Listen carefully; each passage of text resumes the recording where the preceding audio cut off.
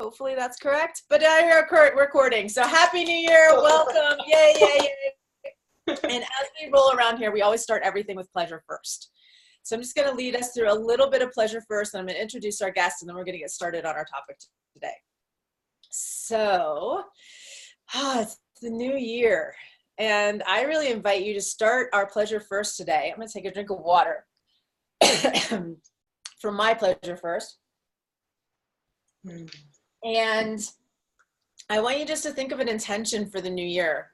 What's something you'd like to invite in for your sexuality this year? If it's a theme, if it's just intention, if it's a goal that you have that's like, this is a goal, I really want this for my sexuality, for my body this year, I want to experience something. Whatever that is, I invite you to bring that into our pleasure first practice this morning. So I'm going to admit some more people in here so they can join us for pleasure first, because there are a lot of people coming in. Yay. Okay. Hello, everyone. Good morning. All right. So here we go. Close your eyes. Just take a nice breath. And let's sink into our intention. What is your intention for this new year, for your sexuality? Maybe it's awakening. Maybe it's more pleasure. Maybe it's having a partner to share something with, whatever that is, or freedom to be who you are and erotically expressed. Just to invite that in. And I want you to literally like see the words out in front of you of this, like you're projecting it onto a screen. And as you inhale, it's as if you're inhaling the words into your body. You're embodying your intention. So deep inhale in. And just give your pelvic floor a little squeeze, holding your breath, holding that intention, holding your pelvic floor, and then exhale it back out into the world, like you're manifesting it out of the world. Let's do that again. Deep breath in. Inhale your intention. Contract your pelvic floor, hold the breath, hold the contraction, hold that intention, and then exhale it out into the world. Good, and now let's add a little bit more pleasure to that. So I want you to find a touch on your own body that feels good right now. So that might be shoulders, or maybe it's a scalp touch. Maybe it's an energetic touch where you're not even touching your body. Oh, maybe it's a scratch. But find something that feels really good and just be in the exploration of that. So what would make this even more pleasurable? What would bring even more pleasure into my body? Maybe it's the breath. Maybe it's stillness on your body. I give you permission to do whatever you need to do here and now. If that's a hand on your heart and just listening. What would bring you even more pleasure right now, and allow that touch in? Or maybe it's a movement of your body. So just start to explore, your neck. Maybe it's your shoulders or your torso or your hips. Just start to explore what movement or touch would feel really good and really delicious in your body. Let your jaw go, releasing into, relaxing into the pleasure even more. Surrendering to what you're feeling, what the sensations are in your body, surrendering to those sensations, inviting them all in. And now just notice, take a moment to notice your body, notice what's happening in your body, and come back to your intention for the year. See it in front of you. Breathe it in now into this pleasure soup. Contract your pelvic floor, hold the breath, hold the contraction, hold the intention in your mind, and then exhale it out into the world. Beautiful. And just noticing again in the quiet and the stillness. Take a deep breath. Slowly opening up your eyes. Maybe you have a sound. Great. I'd love to do body check-ins for those of you who are here on the computer and can type it in. Just what do you notice in your body after doing that quick pleasure practice with the intention, adding in the intention for the new year. And while I'm looking for your responses, David said, tingling in my upper head and tops of my shoulders. Awesome. Roshni said, tingling in my left knee. Yay. I get a lot of tingling in my body too. Heart electrified, Connie. Feeling lightheaded in a good way. Vivian, lovely, alive, zing in my legs. I see rainbows in my third eye. Erin, you might be an energetic if you guys know your blueprints. Hi from Italy. Yay, from Portugal. I love it. More space in the cells of my body. Just got here. I didn't hear the question. I was just asking about body reveals, how you guys are feeling in your bodies, what you're noticing. Loosening in my shoulders, shivering in my abs from Kevin and Belinda. Warm feeling in general, tingling in my hands. I love how you guys are participating and diving in already with these. Liz is feeling juicy and vibrant and excitement.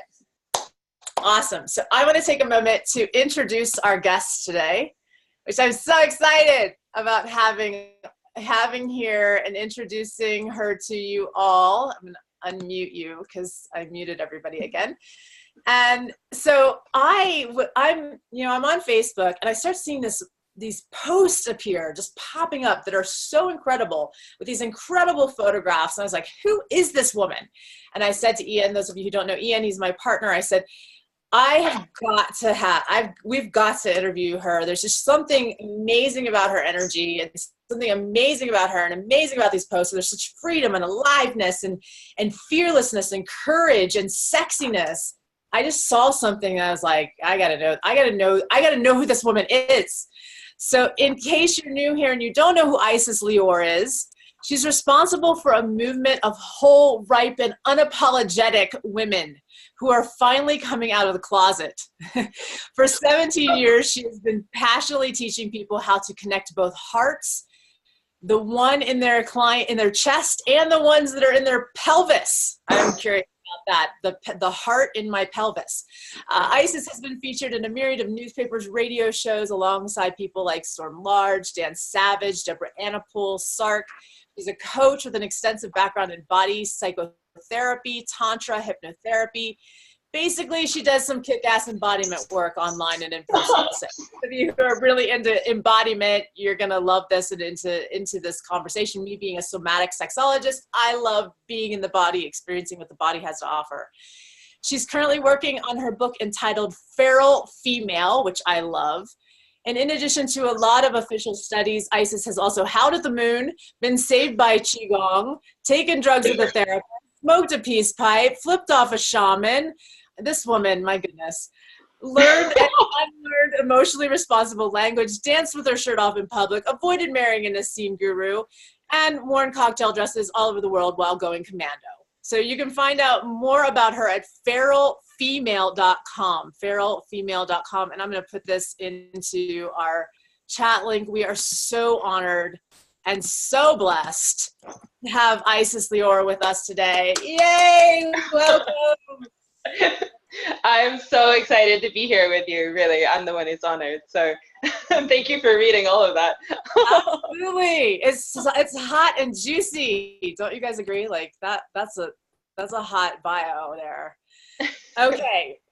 So I'm going to dive right in today we're talking about Kundalini Awakening, and I'd love to just dive in with, if you feel comfortable sharing, one, what is Kundalini and awakening and why is that important to us? And then I want to roll into, I've had Kundalini Awakening, Isis has experienced Kundalini Awakening, what our stories are around that, what that experience is like, and what are some of the effects that we've noticed or experienced as a result of having those kinds of awakenings. So I'll hand it over to you. Yeah, great. I like to describe Kundalini as like turning on a self-cleaning oven, except our body or the oven. And it's where the nervous system engages in a way where we start to see more of our potential. So, and of course, this can happen very much by activating our sexuality, because that's sort of the beginning of it, the base sexuality. And then it moves, and we see often you know, when we go to a yoga class, the image of the guy sitting there and then the two snakes moving. So it moves up through our spine, you know, and our chakras through the spine.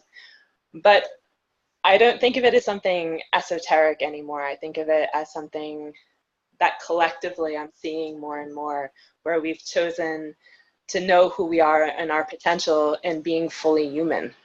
And so when we make that choice, however we make that choice, whether it's through meditating, whether it's through sex, whether it's through a realization, whether it's through being really sick, something happens and then we press this function and then the nervous system is like, okay, I'm taking over and I'm going to show you who you are.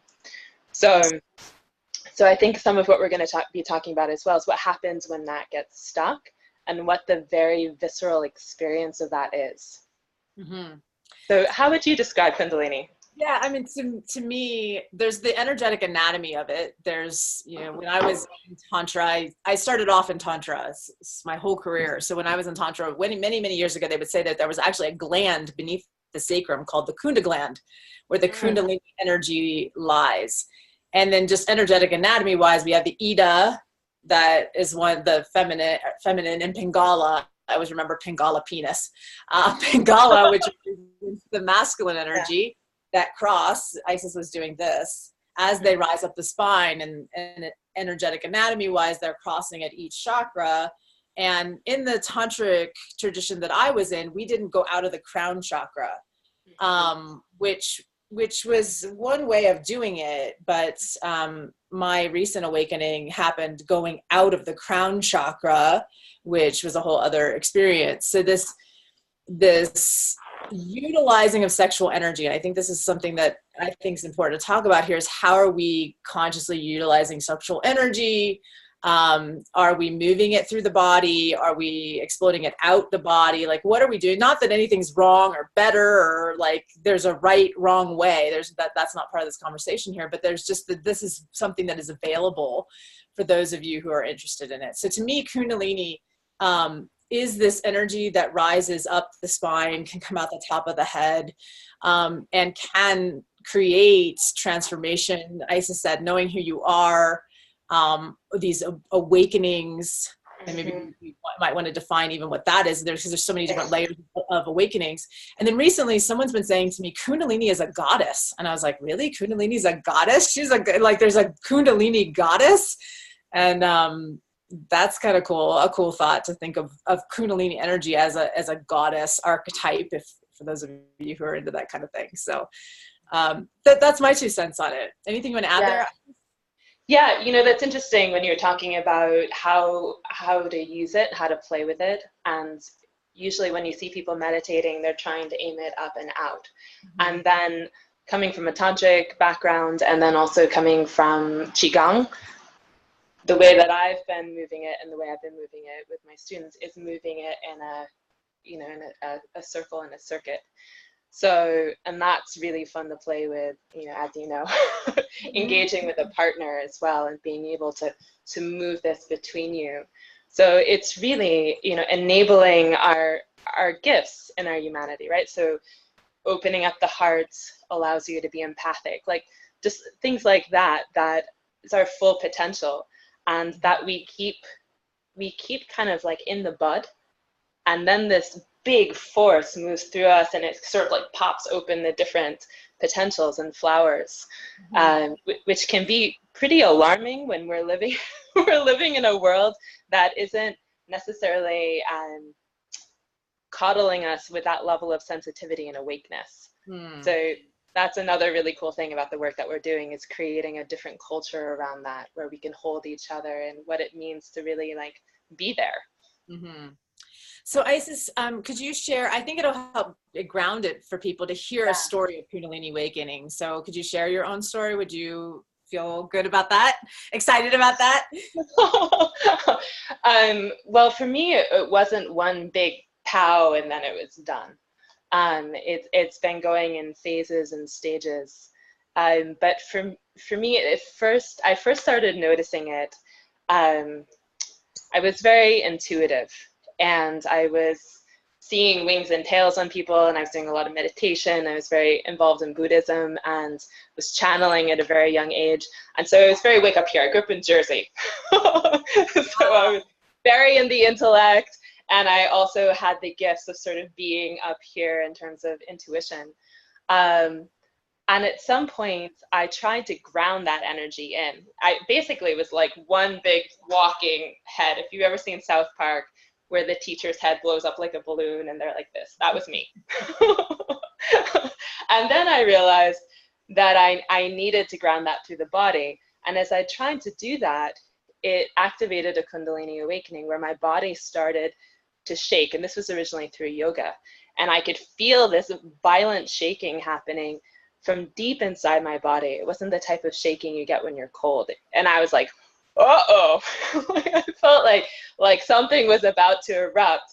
And I did what a lot of people do, which is I tried to shut it down because I felt like something out of control wanted to open me, and I didn't know what the outcome was going to be. I didn't know anything about what Kundalini was.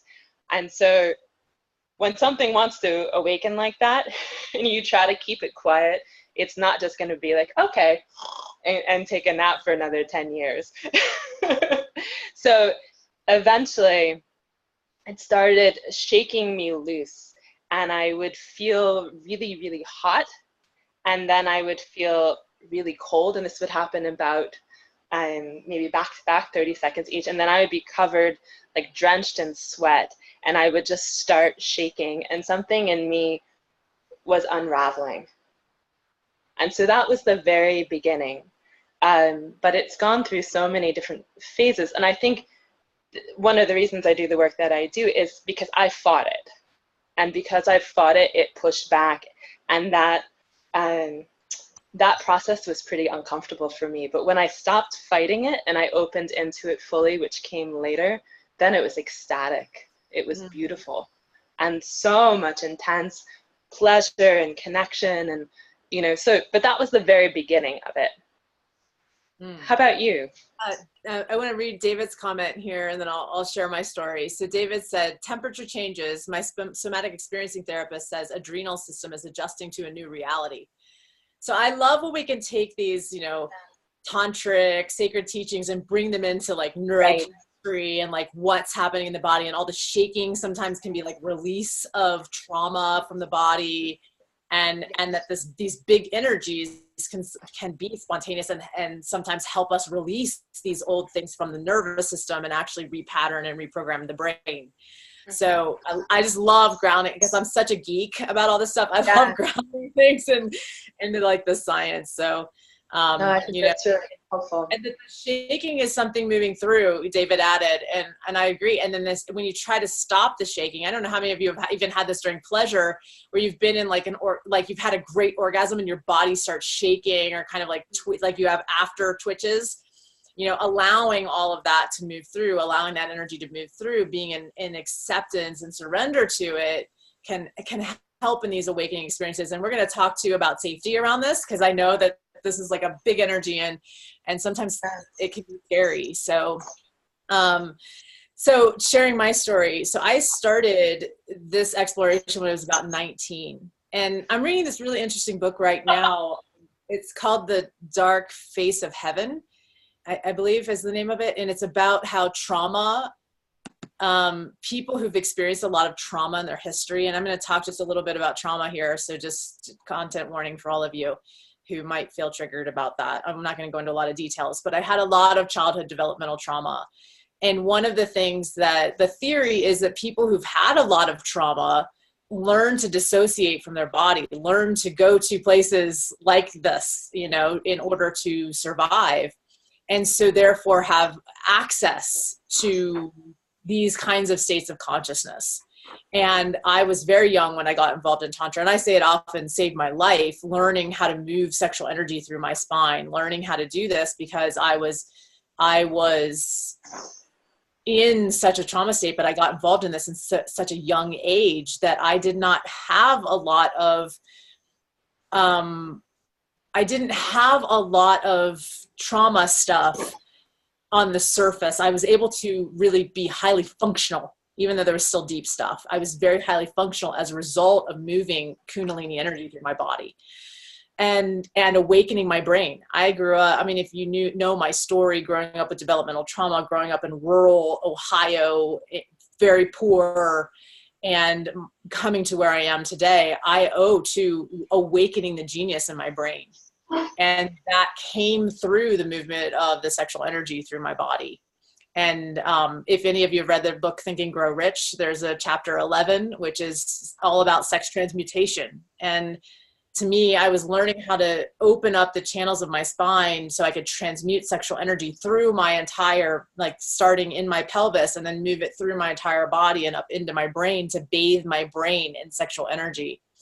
And so my first awakening, this is what it feels like every time this happens to me. My first awakening, I was with a man and he was highly aroused. I was highly aroused. And we both said, we don't have to do anything with this energy. We can just breathe it, like move it. And for 5 hours, we were doing like all this breath moving and my body was shaking. Same thing, like temperature. I got really cold. I could feel this huge energy moving through my body. And he was sitting with me and we were both feeling this. And we were both like, what is happening? And what it felt like to me was like I switched reality. Like if my train was on one track, it was like the train lifted off that track and got put onto another track. And that's the best way that I could describe that awakening, was just like, I just shifted realities. And I don't know how to explain that any other way than that, but it was a really interesting, that was my first one. And I've had a number of them throughout my life, but recently I had, like, I call it the awakening. You know, it was huge, and it happened through a Kundalini breath that I was using that's similar to Isis. Only it does come out the top of the head, but it's coming sideways and down, like a toroidal, any of you who know a toroidal shape like this. So there's different breaths, and you're going to find what works in your body. People have different approaches to this. And the results of it were the clearing of the bits of trauma that were still there, that were really affecting me very deeply. And recognizing who I really am and the truth, and getting to a deep truth level about what our whole lives are about, and seeing who we are as humans, spirit in human body. And it was probably one of the most powerful experiences of my entire life. I don't have words. There's not words for it when you have these kinds of experiences. So that's one of the reasons why I wanted to bring Isis on, was I was having this big experience, and then we were like, oh my God, you had this experience too. So really, I believe that this can be a really important thing when we learn to channel sexual energy in this way, that we can use sexual energy to awaken. And you know, I've let go of my attachment to waking up humanity, because I used to be very attached to it. And now I'm like, cool, this is an awakening tool. Cool. If it happens, awesome. It happens, you know, but I want to put it out there and make the invitation for that to happen for people who want that. So add there, Isis. Yeah, I want to add, because it's so exciting to hear your story. And something that we talked about when you and I first talked was, for me, it was also at 19. And wow. Because my strength was up here, I was experiencing levels of reality happen simultaneously. I was able to, you know, be incredibly intuitive in ways that were really freaking people out.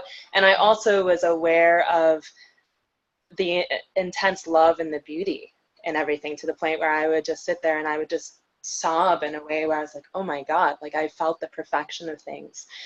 And as the Kundalini is opened up, because my experience is that it works in certain places until it clears that block.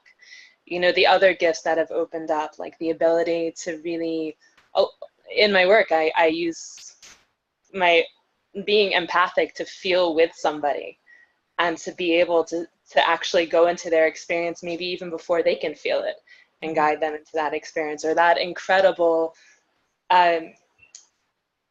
what happens if you're not separate from everyone. You're individual, but you're also feeling what they're feeling. So it creates a different world, because if you hurt somebody out of, you know, malice, you feel that hurt in yourself. So it's a different interconnectedness, but also with this incredible power and this sense of pleasure. I mean, when that woke up in my body, I was like, oh shit, I wasn't prepared for that. I really kind of was on this track of like, even with the Kundalini, it's like, I'm just going to clear out. And like my purpose in life is just to keep clearing and processing and clearing and processing. And then at some point, there was enough openness that my life was mainly this powerful pleasure. And I was like, I didn't know we were allowed that, let alone that's who we are as humans. So I agree. It's this really exciting invitation into learning how to be with ourselves and each other in a way that illuminates everything, illuminates the beauty, and shows us that the things that are in the way are also part of it, but we don't need to be completely focused on it. Like rage is an energy, or grief is an energy, and it's something that's constantly moving. Instead of getting focused, and wherever we shut down on it, that's where the pain is. Mm-hmm. Right? Because when you're in this place where you're being shaken open, right? Somebody who has a traumatic experience, or an animal who has a traumatic experience, goes into this shaking process, and we're going back into everything we've shut down and made stuck in our body. It's just like, time to let that go. Time to have this big cry that you were clamping down on. You know, time to have that incredible experience of pleasure that you're also clamping down on. It's just this eruption after eruption of opening. Beautiful. Someone's asking if I was alone when I had that experience. No, I was with Ian and one other person when I had the experience. It was actually in a trauma healing session that this Kundalini experience happened. So with somebody who knows Kundalini well, and was able to help me move it through. So was it scary? And I will say it wasn't scary until how do I put this? It's really is hard to language these things when you have these awakening experiences. So putting it into language, you guys have all seen the movie The Matrix, I'm sure. And so it was similar to like popping out of the Matrix and being able to see, oh, holy cow, this is like reality, right? And this is what this whole thing is about. And this is who I am and who we all are. And I wasn't scared in that moment. I was actually in total ecstasy. It was like orgasms in every dimension. It was orgasms through my body. It was really amazing. What was scary is that after this happened, I actually looked at the therapist and I said, take care of my body in the third dimension. I'm going. And I don't remember the next 3 hours. So that's what was scary, was that for the next 3 hours, the therapist and Ian, they were with me, and I just kept repeating the same phrase over and over and over again, and doing this, touching my heart and touching my third eye and touching my heart and touching my third eye over and over again for 3 hours straight. But I wasn't there. And so I don't remember anything. They were talking to me. They were trying to, they put me on a massage table. They were doing things with me. And that's what scared me more, was when I came back to my body, that I didn't remember the 3 hours, that 3 hours had gone away after the awakening experience had happened. And I have no idea where I went where my consciousness went, but I went way out of my body. Yeah. So, cool. So I want to ask you, Isis, let's just talk about, this is sometimes like a, don't try this at home. I've heard scary experiences about people having Kundalini awakenings, or, what's the difference between a Kundalini awakening and like a psychotic break? That's what I was looking up after I had this awakening. I was like, did I have a break or did I have an awakening? How do I know the difference? That's where it was scary, was, am I going crazy or am I having an awakening? I know there's been reports of people having headaches or just body symptoms. Yeah. And so let's just talk about that, and then how people can safely start to play in this realm. Yeah, well, one of the reasons that I got into this work is because my initial experience was pretty traumatic. At 19, Kundalini wasn't the buzzword that it is now. We wouldn't be having this conversation. And I remember being online, trying to look, when I figured out what it was, trying to look up resources. And my husband at the time was also going through that process. And we were both really lost. And the people that I saw having those awakenings were involved in BDSM, or they were heavy meditators, and they were very symptomatic. And being in it myself and trying to figure it out, and getting help eventually through Qigong, and having a lot of well-meaning people actually make it a lot worse for me. My husband was stuck in his head, and it was also pushing against his trauma in a way that was more than he could handle. And he ended up ending his own life because it was more than he could handle. Oh, wow. And when we were, so when we would sleep together, we would both be so agitated. I'd be flipping around like a fish, and like sometimes shaking so much that I had to crawl to the bathroom. And he would have a raging headache being next to me. Now, all of this was because we didn't have the simple tools to work with the energy, which is one reason why I'm like, oh my God, like, let me step in now that I see all these spontaneous awakenings happening and help, because I know what can happen when you're really clenching down because you're scared. It's scary to be out of control, especially if you didn't do it with somebody in a facilitated way. And it's scary to have these things happening to you. And the impulse is to try and stop breathing, to clench against it, right? And then the experience can be pretty unpleasant, or if it gets stuck in a specific way. So I have a huge respect for the energy, and I have a huge respect for how scary it can be if somebody doesn't know what it is and doesn't know, like I didn't at the time, how simple it can be to change something that feels like, oh my God, you know, I'm gonna fall apart, my life is changing, like my body is out of my control, to like, oh, if I have this cry or if I have this breath, suddenly I'm writhing in ecstasy and I feel like a power and connection I didn't think was possible. That can happen in a minute with the right tool. So that's one reason why I'm like, don't try it at home. It's not a toy. It's something that is much better if you have somebody who can help it stay moving to the point where you know how to keep it moving. Where, like, for example, when I'm working with somebody and maybe their hand starts flipping like this, and I know, oh, I can just walk over here and do this and it'll be fine, and the energy will move into their hands because there's a block there. But for them, if they don't know that, they're like, oh my God, I can't feel my hand, it's numb, like, and then it brings on another series of contractions, and that can be really terrifying. So if that were to happen at home for somebody without them knowing what they were doing because they tried an exercise, versus that happens in a workshop, and then they can go home and be like, oh, I can just do this. Easy peasy. Everything's fine. We're just playing in a different playground. You know? So thank you for sharing that. So there's a couple questions coming up. Can you spontaneously combust from having a Kundalini awakening? Can you spontaneously combust? Yes. I've never seen that. I mean, you might feel like you're spontaneously combusting because there's a lot of heat in your body. Popping, at least it was for me. Yeah. Like, popped out of something. Yeah. Yeah, a feeling of pressure, popping, tremendous heat. You know, when I start running that energy, when I do an example, I'll be covered in sweat in 30 seconds.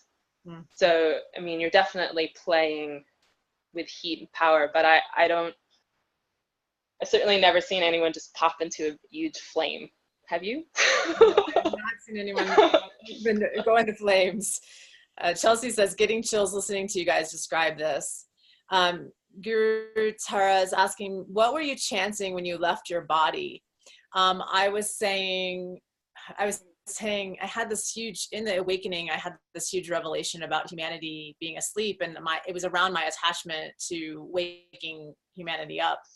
And part of what I was saying was, no matter what I do, they won't wake up. And it was a good thing that I was saying that, because I was recognizing that Jaya, can't necessarily wake anyone up. They do that themselves, or something greater. They're graced with something greater that wakes them up.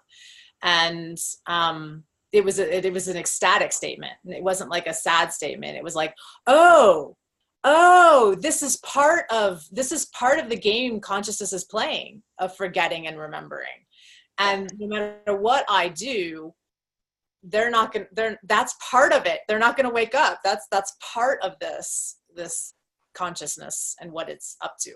So, and then the other thing I was saying during those 3 hours was, we answered the question, and I have no idea what the question was, or what the question was that I answered, but I think it has to do with oneness theory and unified field theory, and what the answer is to this big question of, what are we? Where do we come from? And as we look at quantum physics and we go smaller and smaller and smaller, or we go bigger, bigger in space, we just keep finding smaller and smaller and further out. So if you look up any of that. What do you recommend for how we can have an awakening, as a question? That's interesting. I have a lot of theories on that one, but I want to hear Isis from you first. Okay. Well,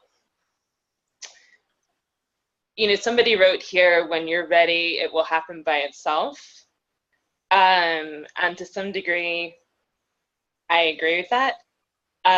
You can definitely do, you can do 1,000,001 things to wake it up. If your body is, well, okay, you said something in the beginning about trauma and how when you have a history of disassociating, which I also had, and it set me up to have access to certain things in a different way. So my experience is, if someone has gone through a lot of trauma, their body is sensitized in a way, sometimes it's easier for them to pop. Mm-hmm. People who are doing sexual practices or breathing practices, and their body is sensitized in a certain way, that also makes it easier to pop. I mean, it can happen in so many different ways. I saw something there about, someone said, don't go looking for it. And I agree that looking for it is possibly priming you to have it happen in an imbalanced way.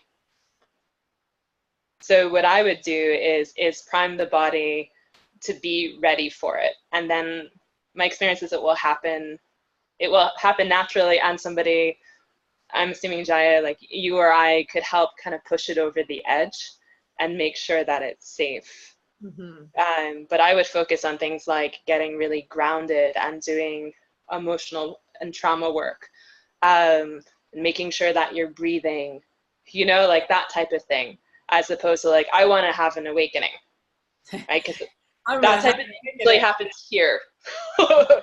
And can be really uncomfortable, and that's where you get things like, you wind up, and I had a friend go looking for it up here, and she wound up in the loony bin for a little while. Mm-hmm. So I'm always like, get in your body. Let's prime that first, and then the other thing will happen naturally. Yeah. What do you think?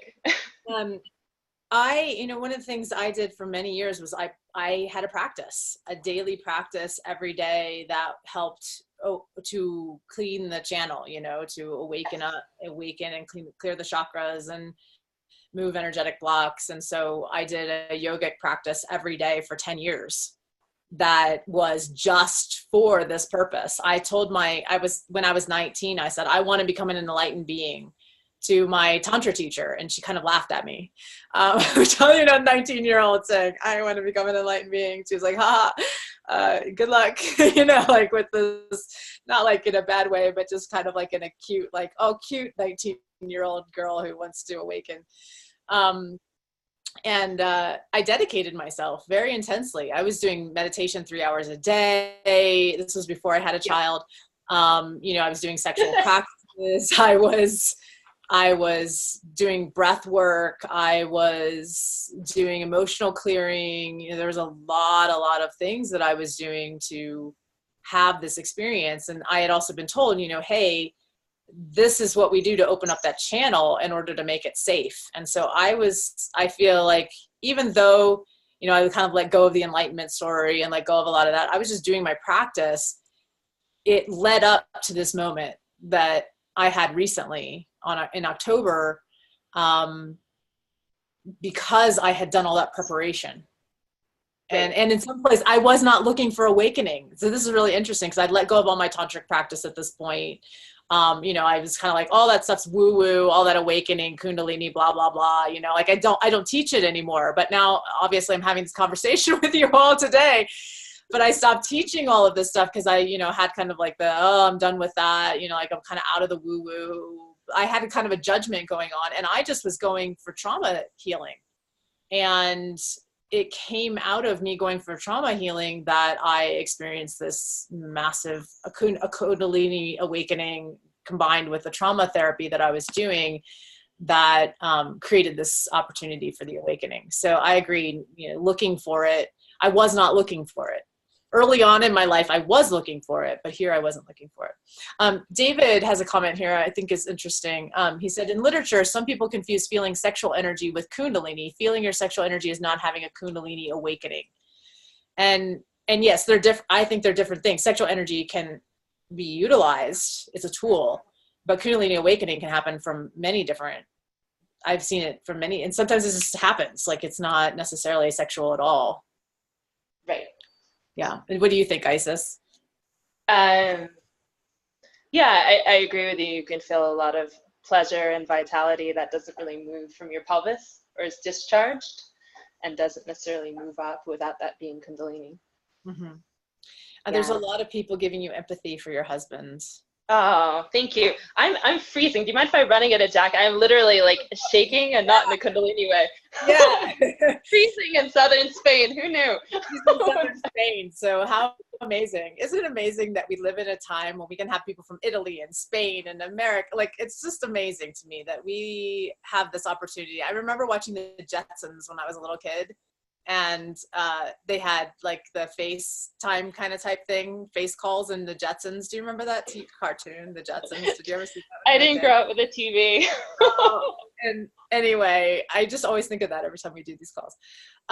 Kevin and Belinda are asking, how do you know that the somebody knows what they're doing and how to support you? So if the somebody who's there with you, how do we qualify someone to hold space for these kinds of awakenings?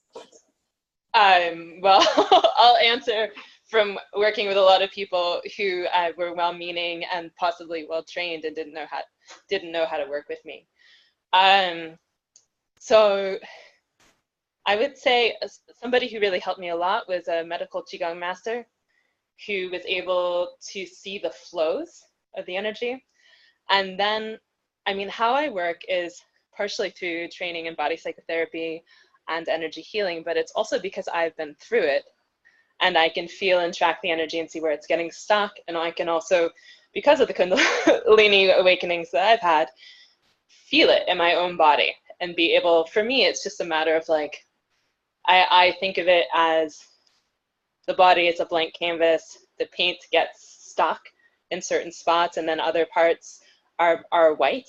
And so the idea with energy is to spread it evenly on the canvas, the paint evenly.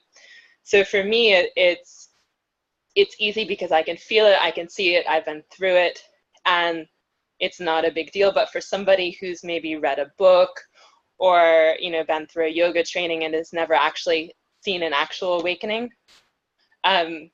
maybe they have, read something on the theory of it. To me, that's not the safest. So I would say somebody who's been through it and somebody who is actively engaged with the energy in a way where they can track where it's getting blocked and ease it. Mm-hmm. What would you say? I people like Isis, I also agree. Somebody who's been through it and has navigated through it and understands it is really, really important. So I worked with the people who I worked with to help me integrate, because I think integration is even more important. Like there's the awakening, but then there's the integration. Yes. And I worked with somebody who had multiple Kundalini awakenings and major awakenings. So she was just able to be like, oh yeah, like even kind of to laugh when I would get like tripped up. She'd just be like, oh yeah, haha. Like this is just kind of part of, like, she'd seen it so many times that it there was no trigger in her around what I was experiencing. It was just like, yes, this is exactly what this is happening. No, you are not mad. I went to 5 different people to make sure I was not going crazy, because I was convinced that I had gone crazy. Yeah. And they all said to me, no, you are not going crazy. This is what awakening is. This is, you woke up and this is what happens. And this is what this is. And they explained it to me. And it was so helpful, because I think otherwise I would have been so lost had I not had people around me who were like, I know what this is. You're okay. You're not crazy. You know, this is all right. Yeah. Right. Yeah, that's something I'm super proud of, is because I know my experience was going to doctors and trying all sorts of different diets. And I remember one time a doctor was like, well, how about Prozac? And I'm like, I'm not depressed. I'm ecstatic. I'm having past life flashbacks, and like things hurt and then the pain goes away and I shake a little bit. And I'm like, where is this depression? And she was just so lost. And then I tried a yeast-free diet. I tried eating all meat. I mean, I tried everything and nothing helped. And people would sometimes, like, I remember somebody playing with my spine and I go, zzz, zzz. And then finally I was like, stop it. That's not helping. I'm not a toy. You know, so there's a lot of places where people just really aren't sure what they're doing. And then if you find that one person who's like, oh yeah, no problem. You're shaking, like, no problem. That'll go away. And it's just, try this. Yep. Yeah. Yeah. Yeah, I love that. I'm not a toy. There were a lot of really great quotes in there that you just said. You know, like, I'm not depressed. I'm ecstatic. I know. This is ecstasy. I just don't know what to do with it, because we are not used to living at that vibration. And so it can be confusing. We don't know what to do. But it's like, I was like in pure orgasm. Oh yeah. And one of the stories that to me was like, oh gosh, I totally have really woke up. Like, we're all actually awake. There's no place to get to. I just want you guys to, like, we're all awake. It's just, there's a veil, you know, and it's like this little subtle shift. At least that was one of the things that I saw in this. But I hate throwing up. Hate it. Yeah. Can't stand it. I will do anything to not throw up. Like, I created this whole burping thing so that I don't throw. I have this. It is one of the things I hate more than anything in the world. Like, I will hold that. I will not throw up. And I got sick after the like maybe 3 months or 2 months after the awakening, and I was like, bring it. And I was sitting there throwing up, and I was like, this is ecstatic. I was orgasmic throwing up, and I was like, okay, something shifted, and that the thing that I hated the most, now I'm sitting here like in awe of it, like, oh my God, this is amazing how this body can, and oh my God, like, it's beautiful, and this is all God. Like, I mean, it was just like, like an ecstatic experience of something that I hated. And I was like, okay, something's really fundamentally shifted in my system on a nervous system level to have something I hated be pleasurable. So, okay, so we talked about that. Let's see. I'm just reading some of the conversations. Yeah, there's some great ones. With Kundalini opening when I was young and doing a lot of yoga and spending time with a yoga master who gave a lot of Shakti Pat. Do you want to talk? Do you know much about Shakti Pat? I don't know much about that. I personally have never gotten Shakti Pat. It's possible that I'm giving it because I just call it zzz. Oh, that's fucked over there. Zzz. But I would have to see someone else do it to know if it was the same thing. I imagine it's just kind of activating the energy, or just inviting the energy when it's already activated. And I wanted to come back to the questions after I let you answer. Somebody wrote something about, it sounds like people who've been through a lot of trauma are most likely to have Kundalini awakenings. And I think that's an interesting question. But first, let me let you answer. Yeah. So from what I'm reading in this book, and this is, I have it right here. Hold on, let me grab it. It's by Janet Elizabeth Colwell, just so you can see the cover of it. It's called The Dark Face of Heaven. And it's true stories of transcendence through trauma. And it's all about how trauma creates transcendent experiences, gives access to transcendent experiences. And she talks about that in the book, which I thought is really interesting. I also have heard this theory, which I find very interesting. There's something called DMT, which people call the God molecule, but it occurs naturally in our lungs and in our brains, and it's actually in plants and all kinds of different species all over the planet. And the theory that I've heard several times now is that when you experience a lot of trauma, especially developmental trauma when you're young, your body is producing DMT during dissociative experience, because the theory is that your body produces it when you die. So it's like the white light and some of those things that you see. So the theory is that people who have trauma actually have more access to the DMT, which is in the brain and in the lungs, and can utilize that for awakening experiences or spiritual experience. So that was a really interesting theory that I'd heard. Love your take on it. No, that's fascinating. I love hearing more of the science around it. And I was going to say, the good news is most of us have been traumatized. So we all have access. I mean, to different degrees.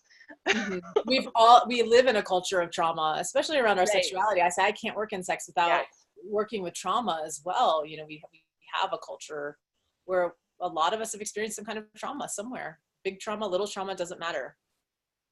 Right. And I think that if we hadn't experienced trauma, we wouldn't be clamping down on the energy to begin with. If we had never experienced any type of trauma, we would just have natural access to all of this aliveness. It's going into the shutdown, the contraction, and then opening back up. That's the Kundalini experience, the opening back up. Tuning in body and mind means you'll be more aware of awakenings, big and small. No. So when we get more conscious and aware of what's happening in our bodies, are we more aware of awakenings? Maybe, yeah, I would say yes for the lower chakras. I mean, I wasn't very in my body when this started really opening. But for the Kundalini experience, which really dropped me, and it's like, okay, let's put the roots to that. Let's fill out this entire experience of being human, instead of my original plan, which is like, let me eject out, like, bye-bye. That was mine too. Much better up here. That was mine too. I didn't want to be in my body. Right, and I got the overview from here, which made me feel better about all of it. In the body was like, okay, you know, to get to pleasure, I had to also go through my rage, go through my grief, get comfortable with all of these things, get comfortable with being an individual, and what that means, what it means to be a woman in power, you know, really uncomfy stuff. Totally worth it. Totally worth it. Okay, so I'm just reading some of the comments. Do you consider Kriya as a Kundalini awakening? I have kind of an adjective for it, that I'm incredibly creatic, which means my body shakes, it jerks, my spine waves. I've had a lot of network spinal work as well. I think that also helps with these awakenings. And the network spinal work really helped clear up that channel so that my Kriyas weren't jerky, so they weren't like hitting, but they were actually flowing. So for those of you who don't know what Kriyas are, Kriya means action, and it's, some people have this like wave, the orgasmic wave that can move through the body. I would not consider Kriyas as Kundalini awakening. What do you think? I think it prepares the spine. I think it's something that's preparing the body for those awakenings. But yeah, I would agree with that. I remember when I guess I was 20, and I was working with this Qigong master, and he told me one time, he's like, I'm so grateful that you shake and that you're jerking around in the way that you are, because it's like, it's getting you out of the way for this energy to move, right? It's like literally shaking something free. Beautiful. They're asking for some book recommendations, credible book recommendations to explain this topic. And this person's Aaron saying, I've experienced most everything you both have described, and I know almost nothing about the craziness that's afoot within. I'm looking for that comment. I didn't. But book recommendations. Do we have any? I don't really have any. I read something when I was, but I can't remember. So I was really hoping that you had some, because a part of what it made it more difficult for me was that I had a really hard time finding resources. Mm-hmm. And I think up until this point, maybe I've read a book about people talking about their experiences of awakening, but not very much about the science of it. Mm-hmm. So I found a lot of the things that have helped me from medical qigong, because they talk about the microcosmic, macrocosmic orbit, and there's more sort of science in there to help you unblock different channels. Do you have a book that you recommend, or? Mantak Chia comes to mind, but but it's a resource. I don't know that it's the ultimate resource. David's giving a suggestion that when ecstatic energy is brought up in a tantric sexual situation, it's very important to ground that person. That is what they did with me for those 3 hours. They held my feet, they had my neck and head, and they were just grounding me the entire time. Yes, that's actually the biggest recommendation I give to people who are playing with this energy and how this happen is ground it. And I want to say, if you're grounding somebody too, it's not just about grabbing their feet and maybe touching their legs. It's also about you dropping into your body. So that means deepening your breath and not visualizing grounding, but actually feeling, right? Visualizing is you're trying to use this to get down. So feeling the bowl of your pelvis, feeling your knees, feeling your feet, whatever you can feel, relaxing into that experience, opening into that experience, and that will entrain, kind of drag the energy down for the other person. Mm-hmm. There's a question about what is Shaktipat. I don't really know a lot about it. I just read about it in a book last night. So it's kind of funny that I was reading Michael Singer's book, The Surrender Experiment, and he talked about getting Shaktipat from a guru. So it's like something that a guru can give that sort of awakens energy in the sky. His experience was very much like a Kundalini experience when he described it. Yeah, I don't know if it's the same thing that I do, but for me, it's basically seeing somebody who's on the brink and goes, and then it opens up. Stephen said, my first week involved blowing out both ends while curled up on the bathroom floor after an awakening. Oh, wow. I know. Somebody's asking what DMT is. I think it's dimethyltryptamine. Don't quote me on what that is, but if you look up DMT, the God molecule, there's a documentary on it. So you can look more about that. But it's in our naturally in our bodies. Emotional trauma was a key factor in the start of my experience. Steve, thank you for those of you who are sharing some of your experiences. I think it helps us all just kind of ground it and understand it more. And I know these things, like, people don't necessarily want to share. For me, this is really scary to share. I have fear of being persecuted. I think it's the genetic trauma of women in sexuality speaking up about these things and the history of persecution behind them. So I want to honor everybody who's being courageous, who's here today, who's talking about this. And Isis, it does take courage to do and put ourselves out in the way that we put ourselves out. So, and then Connie, thank you for putting in The Dark Face of Heaven. That was the book title. And then the link to it. Roshni says, I'm definitely training myself to come back into my body. Used to dissociate a lot and sometimes still do. Dottie's sharing, most intense awakening happened while I was dealing with grief from the death of my boyfriend, and I totally thought I was losing my mind. Yeah. Wouldn't it be interesting if in our culture we actually had more education around this, either it happening during sex or grief or however it happens, that we have more education so that we don't feel like we're going crazy. We actually feel like, okay, wait a minute, something's happening here and this is important, and I have resources and places to go. So. Right. And I don't know about you, Jai, but I feel like a lot of what I do in my work is normalize these experiences and give them context, right? Because the fear becomes its own set of symptoms. Right. There's a book recommendation, Belinda Davidson, From Dark to Light. I don't know that book, but there's a recommendation from Constance. Stephen said, I see Kriyas on a lot of people around me. I trigger it by proximity in some people. I have that happen too. I say Kriyas are contagious. Like when I'm with a lover and I start having them, they start having, they're like, what is this? So for those who are energetics, I just want to ground this a little bit with blueprints. Those of you who are part of our community, the erotic blueprints, the energetic blueprint, a lot of you experience kriyas and have been shamed for it, or told you're weird, or like, why are you shaking like that during sex, or any of that. I say, bring them on, you know, like, no shame. You're not weird. You're not broken.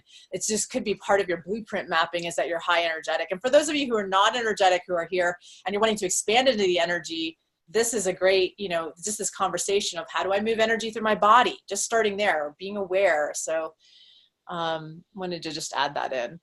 Or if it starts happening to you, that you have some context to it. Yep. Cindy said she found the book's Conversations with God helped her understanding after awakening. Awesome, Cindy. Okay. Hi, Cindy. I saw some similar truths in that book, I think, maybe, that came from my awakening. Does breath work help in preparing the body for awakenings? By breath work, I mean breathing in and out of your mouth, paying attention to what's happening in your body, doing cathartic movements that your body wants to do, kicking, screaming, that kind of stuff. Does that help? I certainly have some thoughts in that. Go for it. I get nervous sometimes when people say they're doing breath work without a container, because when I have them show me what they're doing, sometimes they're kind of hyperventilating. So they're speeding up the energy, and then it starts moving up, up, up, up, up, and it can bring on a lot of catharsis, but it can be really ungrounded. So one thing that I have people do if they're going to play with doing breathing at home is maybe stand against the wall with their knees bent so that the energy is naturally dropping down, relax their anus, and focus on exhaling out through the bottom of their body, through their feet. Can we try it? Sure. I mean, like against the wall right now? No, like just, we could just sitting and just try. Yeah, okay. Great. So I love seeing everyone's little faces. And I see people I recognize who had their cameras off. I see you.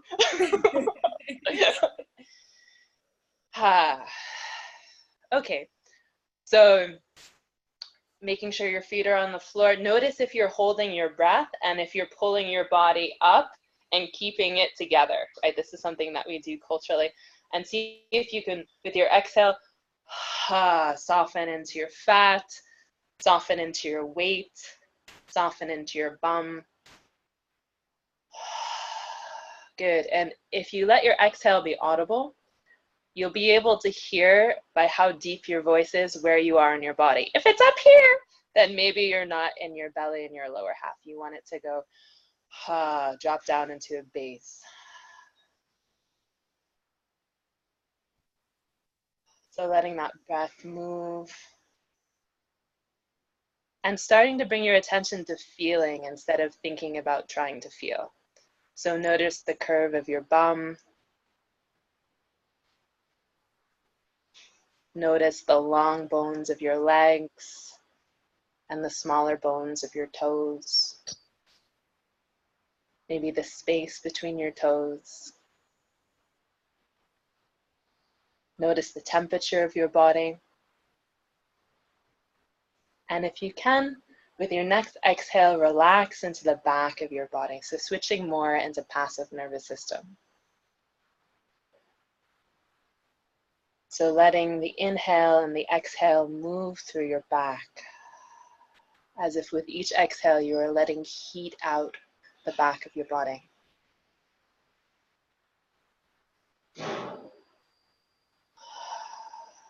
Good. Again, letting your exhale be audible so you can hear your voice deepen.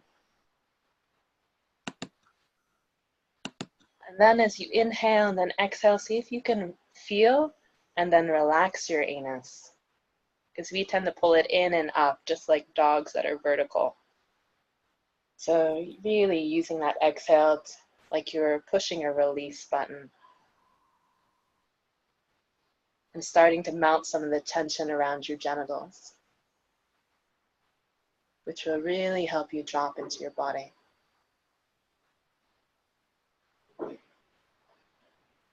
Now Jaya had us do an exercise at the beginning where you're holding, you're tensing your genital area, and then you're releasing with your exhale. So instead of tensing with the inhale, I want you to focus on releasing with the exhale. So inhaling like you are sipping in with your feet, with your genitals, with your anus. And then exhale, really let it go through the genitals, through the anus, through the feet. As if your breath was dripping down the lower half of your body like sap down a tree. And you could just let it go, being absorbed into the earth.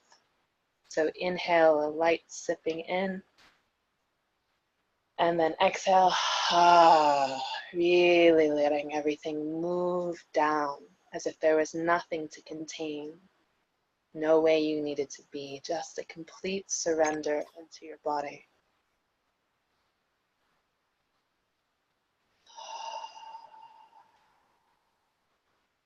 As much as you can, softening your belly as well with each breath. Letting your belly be as soft and open like a child's belly. Child's belly sticks out a little bit. The breath really gets in there. Nothing to defend, nothing to hold on to. Just being in the allowing your body to have its natural intelligence. Good, good, good. So as you do this, you might feel that your body feels a little bit heavier, that you feel maybe a different type of heat in your body, different sense of ground. Mm-hmm. So, what's that? Thank you. Thank you for guiding us with that. Sure. I feel much more grounded. The experience of just letting your body, like it kind of sucked in and then just letting it expand, like that was, I really felt that. Yes. So we're at about an hour marks, or a little over an hour mark. So I just wanted to also give people an opportunity to find out more about you and what you're up to. How can they work with you? And then we can answer some more questions. If you have time to stay on, we'll answer some more questions because I see 61 new messages. Oh my God. So, awesome. I love the engagement. One thing about our community is we're super engaged, so I love that. Yeah, and great. so we're going to answer more questions, but I would love, Isis, if you could just share how they can get in touch with you, if you want to type anything in the chat, if there's a workshop you have coming up or a program or anything like that, just let us know. Yeah, fantastic. Well, first I'll just put my website in here, although I think maybe it's going to Ian. Everyone. So right now I'm doing a lot of one-on-one trainings with people, and I'm also doing a year-long group. So the one-on-one training is either working with me for a year, working with me for 5 months, and then I'm doing a quick how to be a lover training, which is 5 sessions with homework and things. So if you're interested in any of that, if you go to my website, there's an option there to book a discovery call, so I can make sure we're the right fit to work together, and also just have a quick look at what's happening energetically in your body. A lot of how I work is very individually catered. Like, okay, here's where things are getting stuck. Here's what it would look like for you to fill out in your entirety. And like, here's what this looks like in terms of you being in your life with your power, with your sexuality, things like that. So the group is called DARE, and it's for women, and it's about reclaiming power and sexual aliveness. So it's really going deep, and it culminates in a retreat here in Spain where I live. So yay. About that. So definitely, if you're interested, pop on the newsletter to stay in touch. Or if you're really interested, pop on a discovery call, and let's just kind of keep in each other's orbits. And there's a lot of people on the phone, so could you say your website so that people can, and spell it so that people who are on the phone can write it down or look it up? Yes, feralfemale.com. Feral is not just for cats anymore. Actually, it means returning to your fullness and your wildness, your natural state, and not being domesticated. So FERAL, female, FEMALE.com. Awesome. And that's very generous of you to offer those discovery sessions and, you know, doing those kind of like energy readings. I think that's really cool. So yeah, take Isis up on that if you're really interested in working deeper with her. That's a cool opportunity. I want one. Anytime. And Jai, thank you so much for noticing me on Facebook and connecting. I mean, we have a lot of mutual friends, but this is really just a gift to be with you and this brilliant container you create in the work that you're doing. And I'm just, I'm in awe of the juice you bring to the world. It's my great, great pleasure. And I think, you know, we're really here to lift each other up. we need this is my old self talking, but I will say we need more awakened beings on the planet. You know, I myself, you know, outside of deep truth level in my awakening, my personal self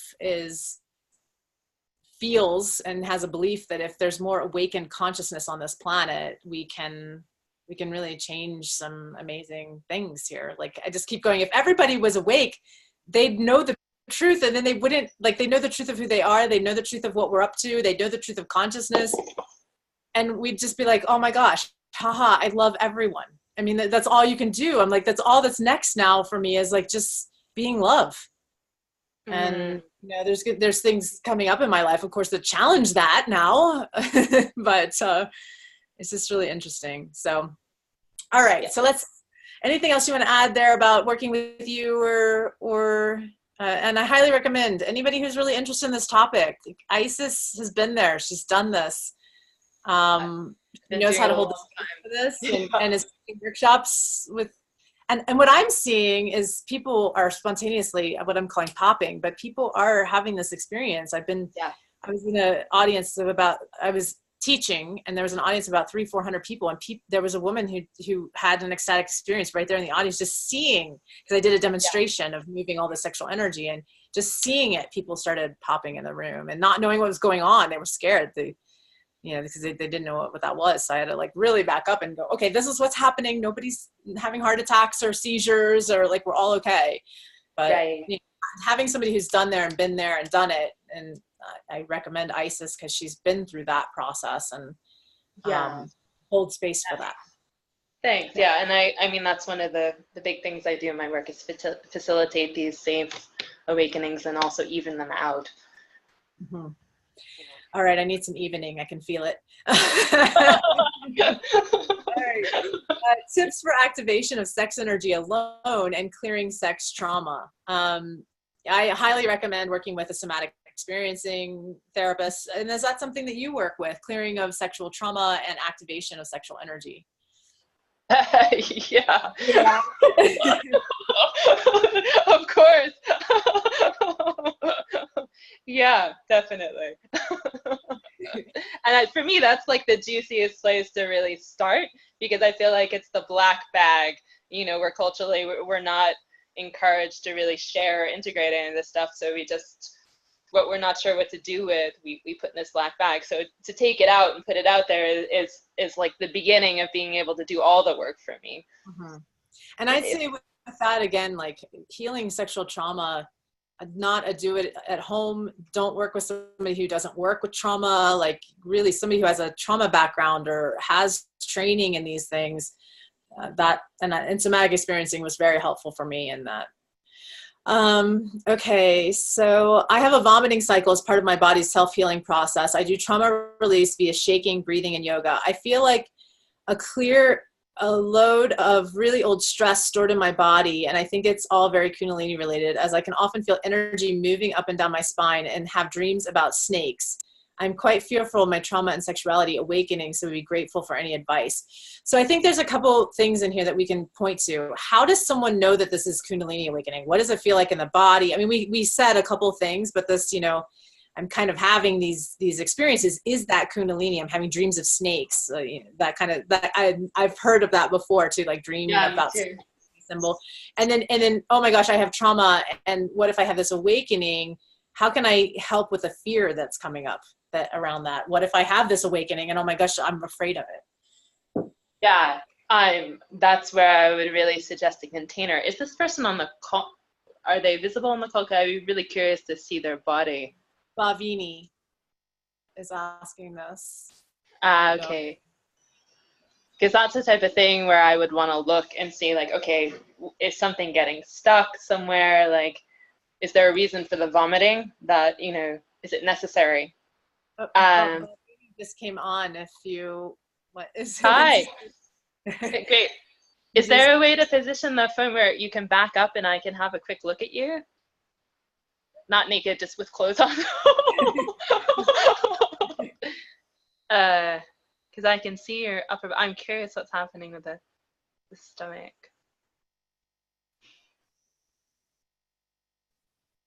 Okay.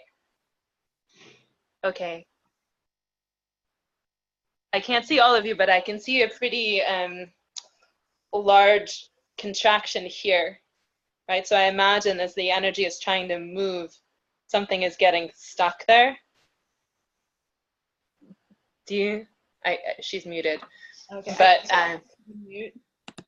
I wonder if that's So, part of the Bucky, vomiting. I'm just going to check in with you. Are you cool with me unmuting you and us working with you, or? Okay, yeah, why not? Okay. I would. It would be awesome to see all of your body. I saw kind of the upper half. But can you tell me a little more what's happening with the vomiting when you feel the energy starting to move? What does that look like? There's definitely something going on in my stomach. Mm-hmm.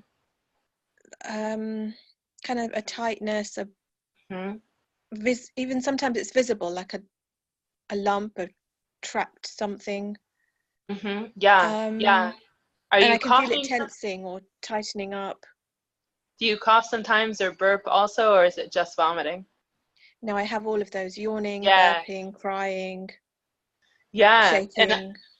yeah. So, and the vomiting happens when you're starting to shake and the energy's starting to move, and then it kind of gets trapped, and your body is trying to move it, but it's pretty contracted here, right? So. I definitely feel like there's a big shift going on. It's like something flips around. And I'm trying to express myself. Yeah, that's And great. I can't. And I'm kind of, there's always been this spiritual type element to my condition. I've never fully understood it. But it's like I'm trying to express my emotions and I can't. So I have to vomit them up. And I'm Yeah. not sort of making myself vomit or anything. It's Yeah. always been difficult because people think, oh, is it bulimia or something? And it's not, because it's very energetic. I don't make myself vomit. It's very energetic, definitely. Yeah, I mean, when shamans are clearing, sometimes they burp, or I've had the experience of people kind of cough to the point where like they almost throw up, and then something clears. So I hear what you're saying, but it would be nice, right, if it wasn't as violent to be clearing that. Personally, I don't like throwing up.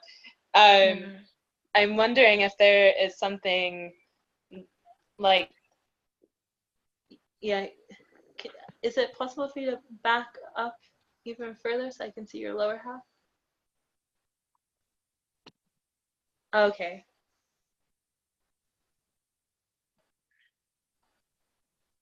Okay. Okay. I can't see a whole lot, although I like your polka dots. But it looks like this bridge here is what's kind of clogging up the works. So I'm wondering if you could do any do you have a body psychotherapist out there who could help actually physically open up the emotion that's getting stuck here? I see an acupuncturist and a breath worker. I'm thinking somebody who could over time drape you over something and actually start to physically loosen up that in a way where the body starts purging directly instead of it trying to push the energy through this contraction. Does that make sense? Like a massage therapist. I've seen a body worker who does emotional and energetic release through massage, but I haven't seen him recently. Okay, and were they working with the diaphragm area? Definitely, very much about the abdominal area and the hara, and it's very much about my stuff in the stomach. Yeah. Yeah, and were they moving the energy down, or how was that for you as they were moving that? Was it helpful? It's all been about grounding me. The whole of 2018, everybody I've seen, it's all about grounding me as much as possible. But the abdominal work, the diaphragm work? Well, that was on a retreat back in November. Yeah. And since then, I've been having more flips. I don't know, maybe I need something different. I haven't figured it out what I need next. I don't know what my next step is for my healing journey. Yeah, it's too bad you're not closer. I'd like to get my hands on you. But for what it's worth, I can imagine why you're throwing up, because you, from just briefly what I saw in your lower half, it seems like there's a decent amount of energy there, and then there's a lot that's moving and shaking here, and then there's this like very narrow passageway that a lot of energy is trying to push through. So that looks really uncomfortable. So getting in there and then actually working with the emotion and vocalizing the emotion and grounding the energy and breaking it up from the block instead of like working around it looks like it might help that. Feel free to pop on a call with me, and I'll have a look more without the polka dots. Standing up. But is that helpful at all? So what, should I email you and contact you? Email me or just pop on a discovery call through the website. Okay, great. Thank you. Thank you. Thank you, Bhavani. Bhavini, I'm sorry if I'm saying your name wrong. Thank you so much for that and for your bravery and coming on with us, and your camera on, and just in sharing with us, because I know that other people have that similar experience. I have had that experience, and it's energy, you know, remembering that. Right, and I think that's part of Bhavini, sorry if I'm saying your name wrong too, but when we're having these kind of big experiences, and it's easy to be like, oh no, something's really wrong, versus like look at like, oh, okay, here's the energetic reason for it, and maybe there's a different way to work with it that's more direct and less traumatic. So I'm going through the comments and just seeing if there's anything else. We should wrap up. When I see my sexual therapist and talk to her, sometimes my right leg starts shaking. What do you recommend? What could I do? And I encourage the shaking. So I don't know, Isis, if you're on the same path as that, then just encourage it to happen. I mean, it's difficult to just see where things are getting stuck through reading, but yeah, I agree. If it shakes enough, it should balance itself out. I mean, again, the shaking is it's trying to kind of like offload the block. I love this question. So this is our final question we'll take, and then I want to do some takeaways from today. What are things you got just to feed Isis here? She's our guest here, so I love to always feed people with like, what did you take away? Because I know those of us who love to help and love to be in service, we love to hear about what people got from this. So anything that you want to add in here of what did you take away? Plus it helps everybody who's here learn. It's like an accelerated learning path to hear what other people learned, what they're taking away. So as a community, let's all share what are you taking away from today? And we'll answer this last question. This is a little bit selfish that I want this question, because this is where I'm at. After ego death or during spiritual awakening process, any tips on how to go about starting again, learning to live as a human and resuming life and work in the world? This is where I'm at this moment. I'm exploring this very question.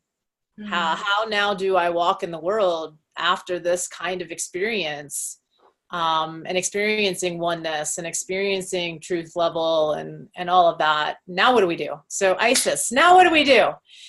What do we do? I don't know. Chop wood, carry water, and exactly. That's chop wood, carry water, get enlightened. Chop wood, carry water. That's what I keep hearing in my head over and over. Yeah, again. I mean that's kind of what I came back to also, and you know, for me, I think we're in different places maybe right now, but when I had these big awakenings of like, oh my God, this is what's going on, like, holy shit, that's beautiful. Like, I still come back to like areas where I need to clear again, or, you know, different experiences depending on where I am in my body or where I'm focused. And I kind of hold it as an overarching reality of, okay, this is play. This is really, it's gorgeous. It's not that big of a deal. There's no way to fuck it up. I think that's one of the biggest things I got out of my awakening is like, Isis, there's no way to fuck it up. Like, oh, it's perfect. It's perfect. Oh, it's perfect. Okay, now you enlighten us. I'm curious to hear what you're going to say. Oh, I don't know if I have. I keep hearing that same phrase: chop wood, carry water, experience enlightenment, chop wood, carry water. I think that's from like the Gospel of Thomas or something. I forget which one it is. One of the Gnostic. I don't know. But this this experience of, okay, the third dimensional life is still going on, and this is still here, and it's, you know, it is a different reality because I'm looking at it through a different lens, but yet I still get up, I still do webinars, I still am doing my work in the world. And yeah, I mean, and integration, really important. I mean, I have a whole team of people helping me integrate and integrate this into my body. And now what does this mean with my life purpose, and helping me really hold that. Okay, so let's do our takeaways. So Rashini says, do grounding after breath work. Connie says, have been waiting to commit to some network spinal analysis sessions for some time, but have procrastinated. I'm going to book some this week. Thank you so much for sharing with us, Isis and Jaya. Yes, that's what I've come to as well. Chop wood, carry water. Let come what comes, let go what goes, see what remains. Cindy, after awakening, be true to yourself. Take quiet time to hear your thoughts, body messages, honor them. Find your peeps. David, I love doing craniosacral. Stephen, living with the experience of samadhi puts a completely different perspective on this universe. But you still have to pay the bills. Yeah, we're still here, until we're not. So, all right, everyone. Well, thank you so much for joining us. Thank you so much, Isis. Can you tell them again the website, and also just pop it in there again? I'll just pop it in the website again, and then spell it for everyone who's on the phone. You can go to the website to, can they schedule the call with you if they want? Yeah, great. Feralfemale.com, F-E-R-A-L, feralfemale.com. Awesome. And everyone's saying thank you. Thank you so much, Jai and Isis. Thank you, guys. Thank you. And Happy New Year, everyone. May this be the year of human awakening on a mass scale. I'm not attached. If it happens, it happens, but may this be the year. Awakening on a mass scale. So thank you. And thank you, Isis, so much. This has been such a pleasure to have you this morning. I know we've been both looking forward to this so much. So stay in touch and let us know how it all goes. Thank you. Thank you, everyone. I see all of your thank yous. Thank you so much. I'm going to unmute everybody just so everyone knows. Goodbye. Thank you so much. Goodbye. Goodbye, everybody. Thank Thanks. you. Bye-bye. Thank you. Bye.